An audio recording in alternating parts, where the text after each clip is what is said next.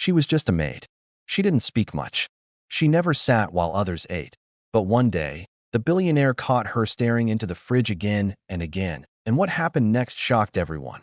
Watch till the end to find out why she was doing it and what happened when the truth came out. This story will move your heart in ways you didn't expect. Backhand index pointing. Right. If you believe small acts of kindness can change lives, like this video, and subscribe to Fortune Tales for more emotional stories like this. The Winters mansion stood tall in the heart of Chicago. Walls of glass and steel reaching into the sky like a symbol of success and wealth. Alexander Winters was a billionaire known for his ice-cold demeanor and zero tolerance for nonsense. He was ruthless in business, efficient in routine, and had little patience for emotions. His staff knew him as Mr. Freeze, not just because of his name, but because of how he froze out feelings. Among the dozen employees that worked in his massive mansion, there was one Noon paid attention to, a 24-year-old maid named Rosa. She had been working there for just 4 months, quiet, soft-spoken, and almost invisible. Rosa wore the same uniform every day, patched in places, and her shoes had cracks near the soles. Yet she never complained, never came late, and never took extra breaks. But there was one thing Mr. Winters had noticed recently, and it irritated him. Rosa kept checking the fridge over and over again. Sometimes in the morning, sometimes after cleaning, she'd quietly walk to the fridge, open it, scan through the shelves, and close it. She never touched anything, but her eyes stayed glued to the containers and expiry dates.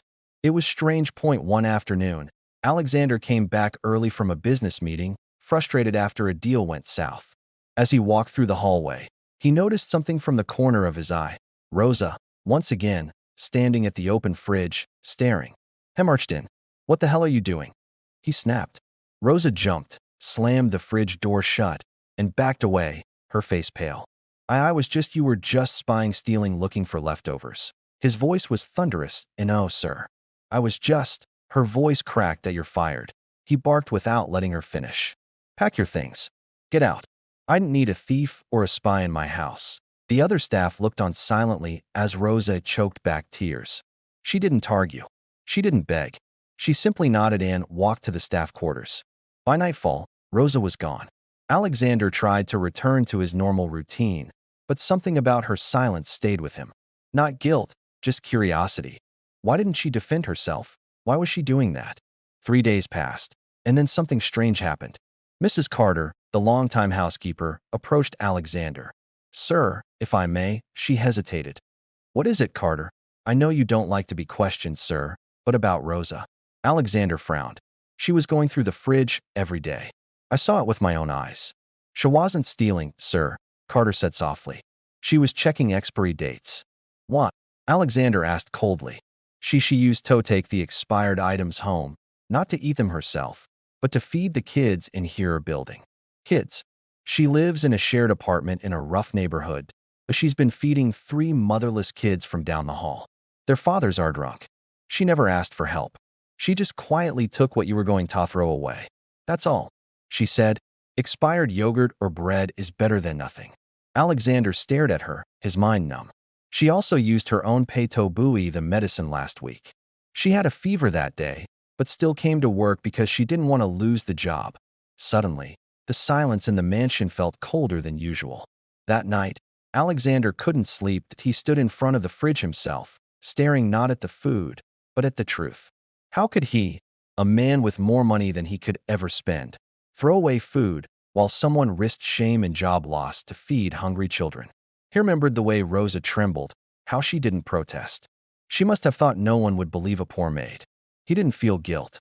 He felt ashamed that Rosa's apartment was tiny with peeling paint and a broken heater. She lived in a cramped room on the 3rd floor of a building where the elevator never worked. But it was home. It had been 4 days since she'd lost the job. She had $12 left and had skipped meals so the neighbors' children, Liam, 6, Daniela, 4, and baby Mara, could eat.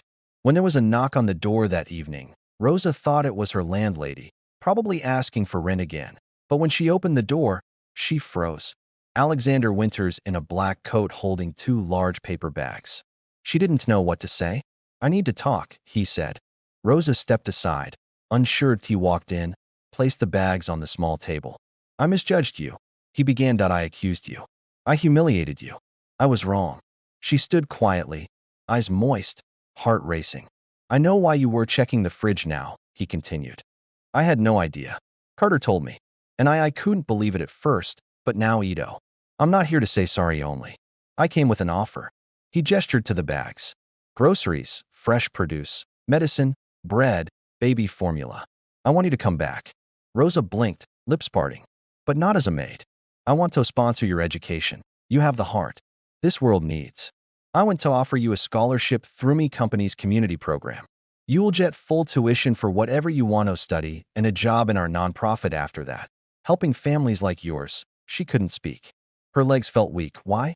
She finally whispered. Alexander's expression changed. Softened. My mother used to clean houses, he said. She died when I was 12. No one ever helped her. No one believed in her. I guess I saw her in you.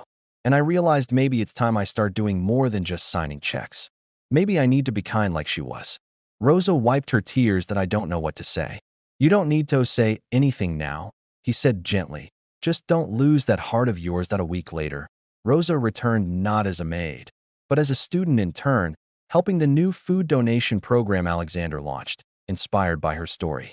The mansion's kitchen was now a hub where surplus food went to shelters instead of trash bins.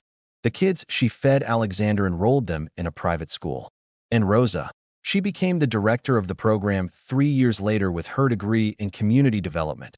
People say money makes the world go round, but kindness makes it worth spinning. Sometimes the quietest people carry the loudest stories. Rosa didn't beg, didn't explain. Yet, her silent kindness changed a billionaire's heart.